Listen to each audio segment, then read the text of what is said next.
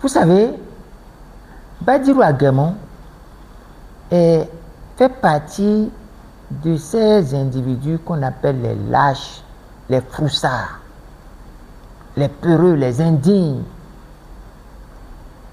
Je peux lui allier un mot. Et c'est dommage que des gens comme ça soient nommés ambassadeurs. Des gens qui vont représenter le Bénin. Pourquoi je le dis? Je le dis et je vous prends tous à témoin et je dis, Badirou Aguemon, je ne sais pas s'il est musulman, catholique, chrétien, je ne connais pas sa religion. Mais je lui dis ce que je vais dire là. Avant de me répondre, de prendre le Coran, le Saint-Coran ou la Sainte Bible et de jurer. Et de jurer. Je vais le dire, révéler un peu. Parce que certaines personnes m'ont dit, ok, ne lâche pas tout. Je vais respecter les conseils de ces personnes, je ne vais pas tout lâcher. Mais il m'a dit, Badirou Aguemon est allé me voir. C'est lui qui m'a téléphoné et qui allait me voir, alors que je ne voulais même pas le recevoir. Je connais son profil, je sais qui il est. Il m'a téléphoné courant juin-juillet 2024. J'ai pris mon téléphone, il était tout souriant derrière le haut-parleur, j'entendais, très souriant, très chaud là. Je me suis dit, mais quel est ce regain d'attention, de propos doux, mielleux et autres là? Je lui ai répondu. Et il demande ma fille qui avait fait la faculté de santé et il y a plus de 10 ans, tout ça. Et je lui ai répondu, j'ai demandé aussi sa famille, ses enfants, on a échangé les civilités. Il dit qu'il veut me voir. Tel qu'il parlait, je savais qu'il devait être dans un milieu. Et que dans ce milieu, certainement qu'ils ont parlé, et puis mon nom serait sorti. J'ai anticipé, je lui ai dit sur le coup là, je suis un peu occupé et que bon, on va reprendre. Le lendemain, il appelle.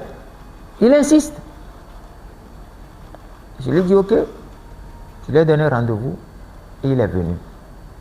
Et là, je redis quelque chose. Il n'a qu'à jurer le Coran, parce que c'est Aguemon Badirou, je ne sais pas si il est musulman ou pas, ou s'il est chrétien. Et s'il ne croit, il ne fait aucune religion, il ne croit à rien, je lui laisse à sa conscience et à la nature. Et il dit, il rentre chez moi. Il était en boubou blanc, un véhicule 4x4. C'est à cause des gens comme ça, parfois on regrette de ne pas prendre certaines précautions. Il vient, il s'assoit. Le premier mot de Badirou Aguemon, c'est de s'en prendre à Patrice Talon. Traiter Patrice Talon de tous les mots. Ce qu'on ne peut même pas dire. Il traite Patrice Talon de tous les mots. Ceux qui ont un peu l'habitude de la littérature peuvent savoir quand on dit le traitement le plus dédaigneux qu'on peut reprocher à quelqu'un, c'est ça qu'il reproche, qu'il disait de Talon. Je l'écoutais. Et il finit par dire, quand il a fini de peindre Talon en noir complètement, il me regarde, sourit, et me dit, mais maintenant mon tour vient. Il me met tous les parfums, tous les encols, tout ce qu'il y a comme brosse à relier. Vous êtes le meilleur parlant de moi. Tu es le meilleur, monsieur Azanaï. Tu es le génie. Tu as anticipé. Tu le connais.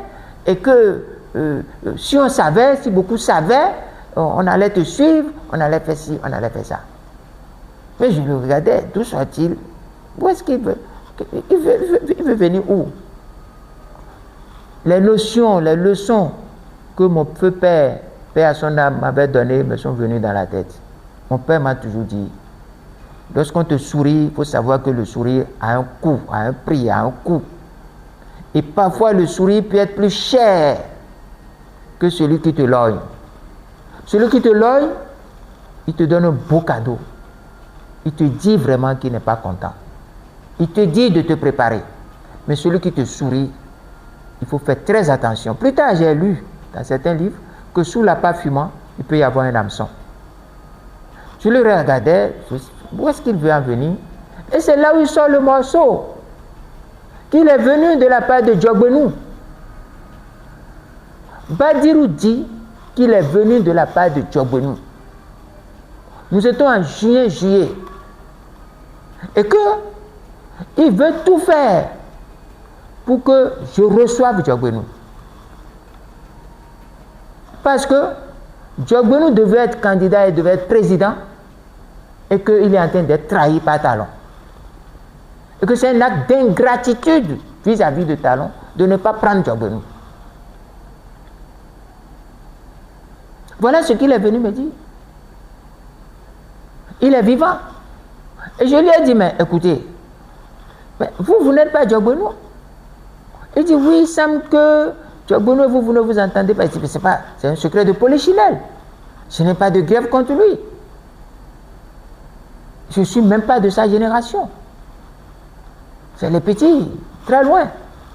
Je ne suis pas de sa génération. Je n'ai rien contre lui. Je ne l'ai jamais agressé. Je ne suis pas celui qui a provoqué.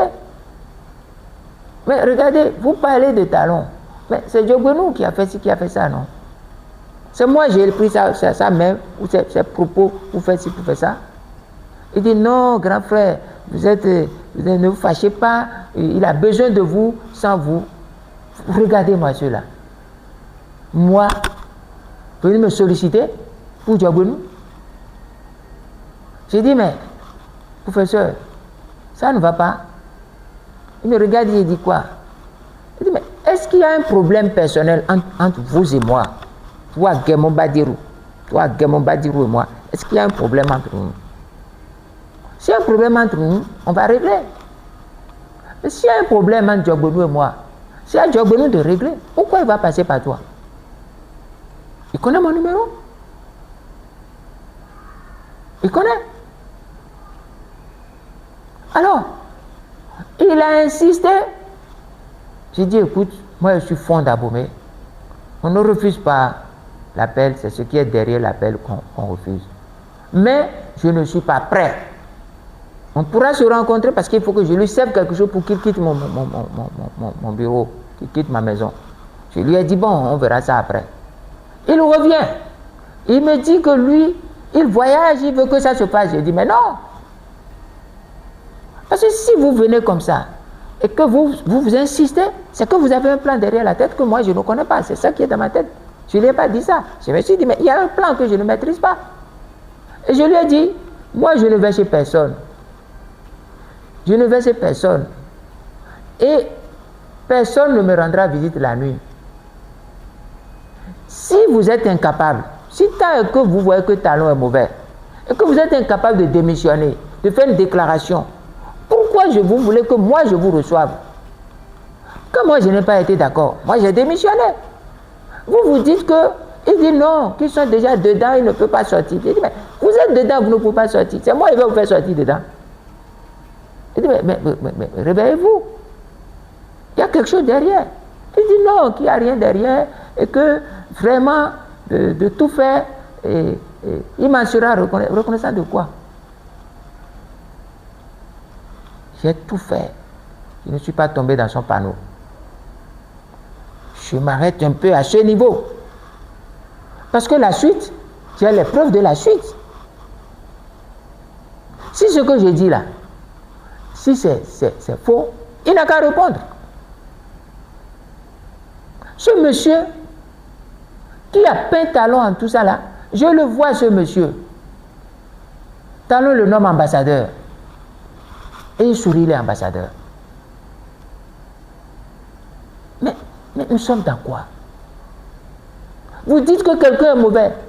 Vous traitez la personne de toutes les saletés, de toutes les insanités. Et cette personne vous tend un petit os d'ambassadeur. Et vous allez, alors que vous dites que vous êtes professeur, enseignant. Au Koweït là. Qu'est-ce qu'il veut faire? C'est son métier, il veut faire là-bas. C'est qu'il est enseignant, professeur. On nomme un ancien professeur d'université, faculté des sciences de santé, il l'écrira. Regardez même ce qu'il a écrit sur moi, truffé de fautes, d'incorrections, de bassesse, de bizarreries. Et ici, professeur Kames.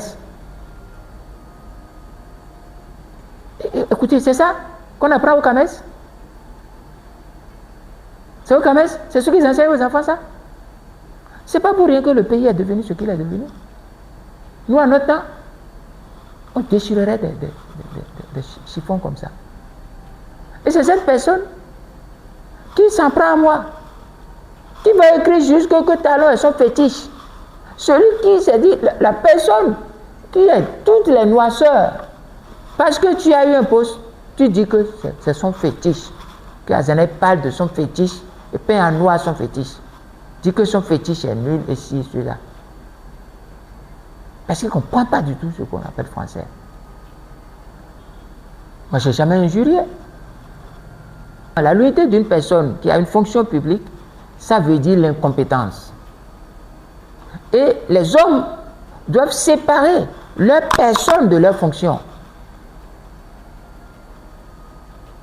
Le ministre n'est pas le ministère. Le titre ministre, le ministre doit séparer son nom et prénom de la fonction ministère. Donc, ce lâche-là, Agamon Badirou, ce poltron, ce froussard, il ose s'en prendre à moi. Et il va jusqu'à dire que quand Yahi Boni a envoyé des gens chez moi, le 4 mai 2015, que moi je suis un peureux, que j'ai fait le mur. Je ne veux pas être plus accepté que ce que je suis en train de lui dire. Je prie Dieu que je ne veux pas aller vers sa famille. Je connais les Agamons qui sont sérieux. Je pense que c'est lui seul qui a cette maladie parmi les Agamons. Sinon, j'allais lui parler. Je connais des Agamons. J'ai fait l'enfance avec des Agamons. J'ai même une tata brillante, professeure et doyenne de la faculté de sciences politiques, qui est épouse Agamon. Donc j'ai des neveux qui sont des Agamons. Je pense que le seul malade parmi les Agamons, c'est lui. Parce que quand on vient voir quelqu'un, quand on dit des choses comme ça d'une personne comme ça, on ne vient pas devant le public pour s'en prendre, pour vouloir dénigrer cette personne. Et je le préviens. Je le préviens. Lui pense que quand Yahi Boni a envoyé des gens chez moi pour me prendre mort ou vivant, que moi il va me rendre. Je vais me rendre. Je suis heureux d'une déclaration d'un homme politique la dernière fois, un homme politique d'expérience, qui dit le premier devoir, le devoir le plus important d'un prisonnier politique, c'est de s'évader. Je dirais à vous autres jeunes, votre premier devoir, c'est d'échapper à tout enlèvement politique, à tout acte politique crapuleux, à toute injustice, à toute violence, à tout ce qui est instrumentalisé par un pouvoir pour vous briser, pour vous faire taire. Vous devez échapper. Je ne veux pas faire l'apologie de la violence, l'apologie du mal. Mais lorsque vous êtes dans cette situation, c'est une situation de légitime défense. Si vous avez les moyens de neutraliser les forces, neutralisez-les. Neutralisez-les. C'est en cela que je félicite parfois certains discours d'un leader, Vladimir Poutine. Poutine dit ceci, et je l'écoute beaucoup. Il dit, vous devez être capable de vous rendre invisible dans tous les lieux où vous êtes. Surtout dans un salon, au milieu des gens, dans une chambre, au milieu des foules. Apprenez à vous rendre invisible. Et il dit beaucoup de choses que je ne veux pas dire ici parce que le contexte ne s'y prête pas. Parce qu'ils sont dans une lutte géopolitique terrible. On va vouloir me cataloguer comme étant ci ou étant ça. Mais lisez un peu les grands hommes. vous allez prendre de la graine. Je ne suis pas de la nature, je ne suis pas celui que Agamemnon essaye de peindre. Je vais vous citer un grand philosophe, parce que certains, quand on parle, on cite les grands auteurs. Certains disent, bon, on cite les auteurs, mais on y va dans la vie avec ce qu'on est, avec sa formation, avec sa culture. Je ne sais pas si vous connaissez Karl Kraus. Karl Kraus a été victime d'une déformation, d'une diffamation. Déformation de son portrait, de son trait, de ses principes, de sa valeur, Karl Kraus. Et celui qui a fait cette déformation est un peintre énigmatique, terrible et moqueur, qu'on appelle Kokoschka, qui a fait un portrait déformant, injurieux de Karl Kraus. Karl Kraus dit ceci: Kokoschka a fait un portrait de moi. Bien possible que me reconnaîtront ceux qui ne me connaissent pas. Mais ceux qui me connaissent ne me reconnaîtront pas dans ce portrait. Karl Kraus parlant de Kokoschka. Donc, ceux qui me connaissent savent qui je suis. Badirou est un pitre, un chien qui passe derrière les os, qui clapille les os. Talon jette une petite os, les gens tremblent, ils courent, ils chappent, ils remettent la queue, ils vont prendre. Il m'a vu dans ce rôle. Comme l'a dit le sage, je préfère moi demander aumône aux statues que d'agir comme ce qu'ils sont en train de faire. C'est pas sérieux.